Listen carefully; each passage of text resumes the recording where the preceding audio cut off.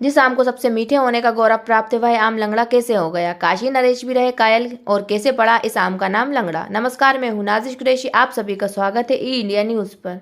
आम का ख्याल आते ही मुंह में पानी भरने लगता है। ये है ही ऐसा फल, सभी अपनी ललचाई नज़र इस पर रखते हैं। आम खाते खाते मन में एक सवाल आ गया कि अगर फलों का राजा आम है तो आम का राजा कौन? अरे भाई, अपना उत्तर प्रदेश। जी हाँ, भारत में तो अपना प्रदेश ही आम का राजा है। अपने यहाँ भारत के उत्पादन का 23.06% आम का उत्पादन उत्तर प्रदेश में होता है। पूरे विश्व का लगभग 51% आम का उत्पादन भारत में होता है। दुनिया का सबसे बड़ा आम निर्यातक देश भारत है। कई देशों तक इसकी खुशबू पहुंच चुकी है, जिसमें प्रमुख अल्फाजों में से है इसकी विशेषता ये है कि पकने के हफ्ते दिन बाद तक भी यह आम खराब नहीं होता। तो यहाँ भी अपना देश ही राजा है, होगा भी क्यों नहीं। आखिर हमारा राष्ट्रीय फल आम ऐसे ही थोड़ी बन गया है। उन्हीं आम में शुमार है लंगड़ा आम। लंगड़ा आम अपने अद्भुत स्वाद की वजह से तो दुनिया भर में मशहूर है, लेकिन इसका नाम लंगड़ा कैसे पड़ा, इसके बारे में शायद बहुत कम लोगों को ही जानकारी होगी। आज हम आपको लंगड़ा आम की ही कहानी बताने जा रहे हैं। दरअसल लंगड़े आम का नाम भले ही लंगड़ा हो, परंतु इसकी मिठास बिल्कुल सीधी है। ये सीधे दिल में उतरती है। इस बात को वो लोग भली भांति जानते हैं जो इसके दीवाने हैं। इस आम की लंगड़े होने की कहानी कुछ इस प्रकार की है। करीब करीब 250 साल पुरानी बात है। वाराणसी में एक छोटा सा शिव मंदिर था, जिसका प्रांगण बहुत ही चार दीवारी से घिरा हुआ था। एक दिन कहीं से एक साधु महाराज आए और मंदिर के पुजारी से अनुमति लेकर एक कमरे में रहने लगे।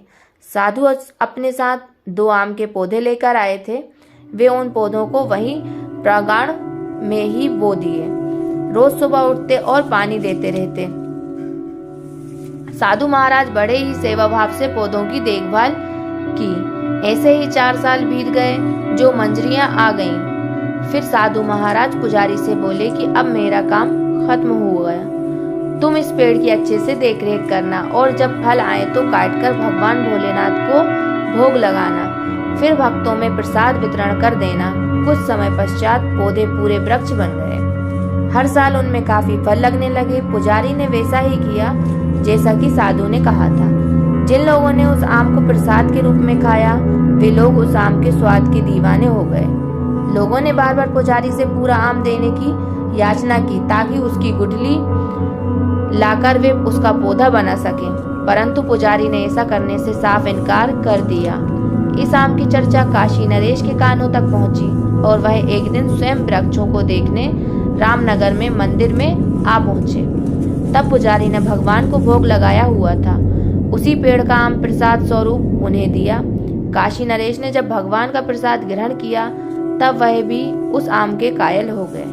तब उन्होंने पुजारी के समक्ष यह प्रस्ताव रखा कि उनकी कलमे लगाने की अनुमति प्रधान माली को दे दें। पुजारी ने कहा, आपकी आज्ञा को मैं भला कैसे टाल सकता हूँ। मैं आज ही संध्या पूजा के समय शंकर जी से प्रार्थना करूंगा और उनका संकेत पाकर स्वयं कल महल में आकर महाराज का दर्शन करूंगा और मंदिर का प्रसाद भी लेता आऊंगा। इसी रात भगवान शंकर ने स्वप्न दिया, काशी नरेश के अनुरोध को मेरी आज्ञा मानकर वृक्षों में कलम लगवाने दें। जितनी भी कलमें वह चाहे लगवा लें, तुम इसमें रुकावट मत डालना।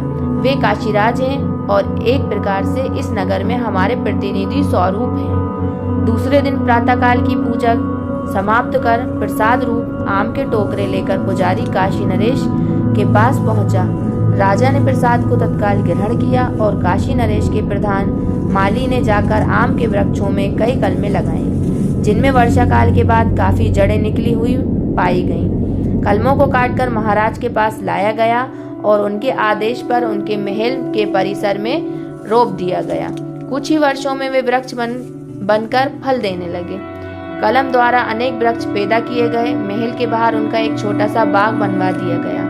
कालांतर में इसमें अन्य वृक्ष उत्पन्न हुए और इस तरह रामनगर में लंगड़े आम के अनेक बड़े बड़े बाग बन गए। इस तरह धीरे धीरे इस प्रजाति का आम पूरे काशी में फैला। बताया जाता है कि उस पुजारी के पैर खराब थे। पुजारी की इस दिव्यांगता के कारण ही लोग उन्हें लंगड़ा पुजारी के नाम से जानते थे और उन्हीं के नाम पर ही आम का नाम लंगड़ा आम पड़ा।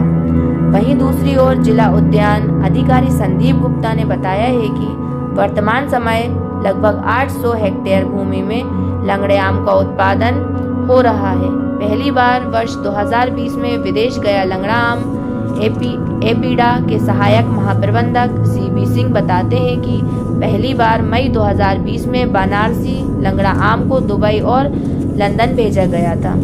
उसके बाद से इसके मांग में ज़बरदस्त बढ़ोतरी हुई है। प्रचार प्रसार बढ़ने से घरेलू बाजार में भी इसकी मांग बढ़ी है। इससे अब किसानों का मनोबल भी बढ़ा है, उनको उनकी लागत का अच्छा मूल्य प्राप्त हो रहा है। आम की इस प्रजाति का GI में पंजीकरण के लिए भी प्रस्ताव भेजा गया है। विपरीत मौसम के बावजूद भी इस वर्ष किसानों ने 2 टन आम निर्यात किया है। विदेश में बढ़ती मांग को देखकर इसका उत्पादन और बढ़ाने की कवायद की जा रही है। इसके मदर ट्री से लगभग 5000 पौधे तैयार किए जा रहे हैं, जिसे अन्य जनपदों के किसान भी उत्पादन कर सकते हैं। भारत में करीब 1500 वैरायटी के आम पाए जाते हैं, जिनमें से हमारी पहुंच में आने वाले आमों में दशहरी, हापुस, अल्फांसो, चौसा, केसर, तोतापरी, सफ़ेद, सिंदूरी, नीलम, बादाम और लंगड़ा आम है। इन आमों के अनोखे नाम होने का कारण इनकी अलग अलग प्रकृति है, जो इनकी बनावट और स्वाद से जुड़ा है। ऐसी ही न्यूज़ अपडेट पाने के लिए जुड़े रहिए हमारे ई इंडिया न्यूज़ के साथ। जय हिंद।